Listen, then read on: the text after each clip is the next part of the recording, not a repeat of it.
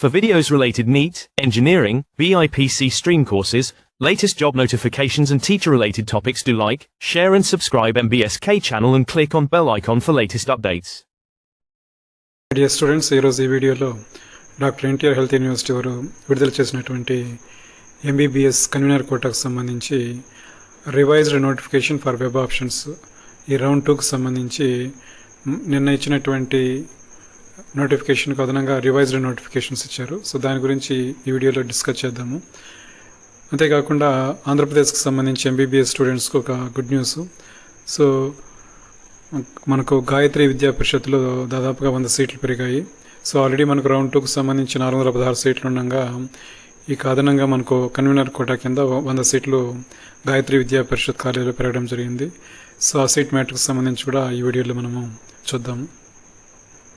ఈరోజు national medical council వారు MBBS seat matrix ప్రకటించారు. సో దాని ప్రకారం అందులో ఉన్నటువంటి ముఖ్యాంశాలు, మన ఆంధ్రప్రదేశ్కి సంబంధించి ఏ కాలేజీలో ఎన్ని సీట్లు పెరిగాయి అనేటువంటి విషయాన్ని ఈ సీట్ మ్యాట్రిక్స్ ద్వారా మనము కొంత వివరించే ప్రయత్నం చేద్దాం.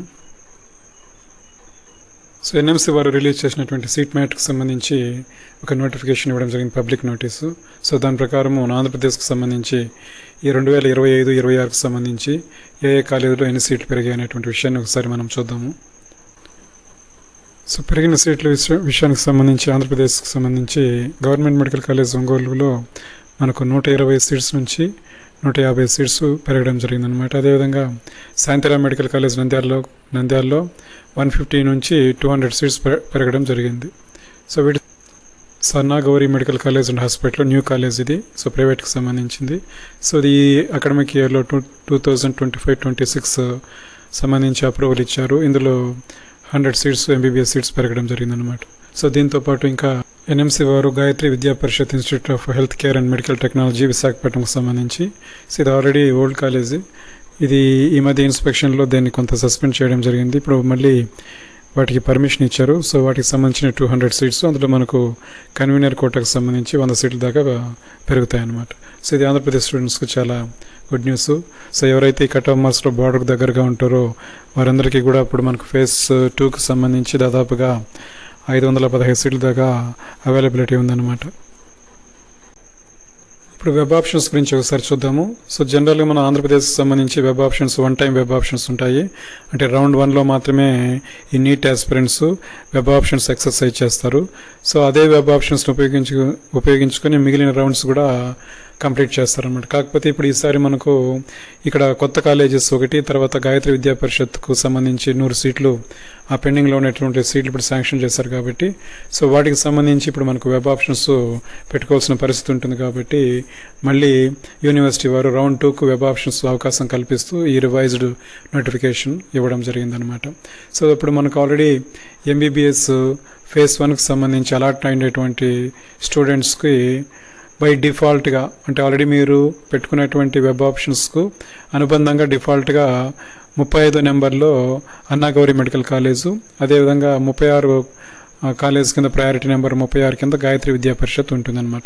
అదేవిధంగా ఫీమేల్ క్యాండిడేట్స్కి సంబంధించి వాళ్ళకు ఆల్రెడీ 35 వెబ్ ఆప్షన్స్ ఇచ్చి ఉంటారు. 36 వెబ్ ఆప్షన్స్కి అన్నాగౌరి కాలేజు, అదేవిధంగా గాయత్రి విద్యా పరిషత్ 37 ప్రయారిటీ నెంబర్ కింద ఆల్రెడీ డిఫాల్ట్గా చేస్తుంటారనమాట యూనివర్సిటీ వారు.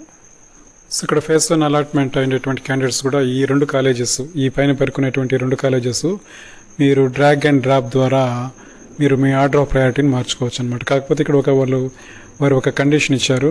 So under any circumstances the candidates will not be permitted to rearrange the existing sequence of 1 time web options.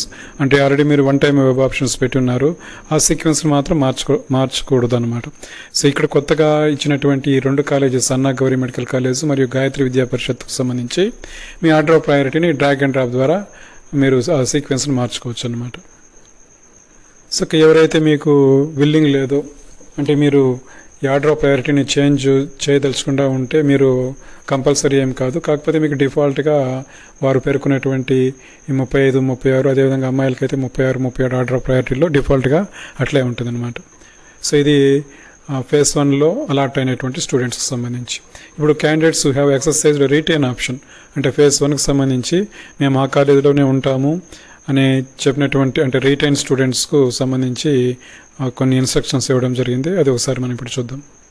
ఇక రిటైన్ ఆప్షన్ ఇచ్చుకున్న వారు రిపోర్ట్ చేసినటువంటి colleges కన్నా బెటర్ ఆప్షన్గా ఈ 2 కాలేజెస్ కూడా మీరు చూస్ చేసుకోవచ్చు అనమాట. సో దానికి సంబంధించిన ఇన్స్ట్రక్షన్స్ ఇక్కడ ఇవ్వడం జరిగింది. కాకపోతే మీరు ఆల్రెడీ ఇచ్చినటువంటి వెబ్ ఆప్షన్స్ దాంట్లో ఎటువంటి సీక్వెన్స్ మార్చకూడదు. ఈ 2 కాలేజెస్ మాత్రం మీరు ఆర్డర్ ఆఫ్ ప్రయారిటీ కింద మార్చుకోవచ్చు.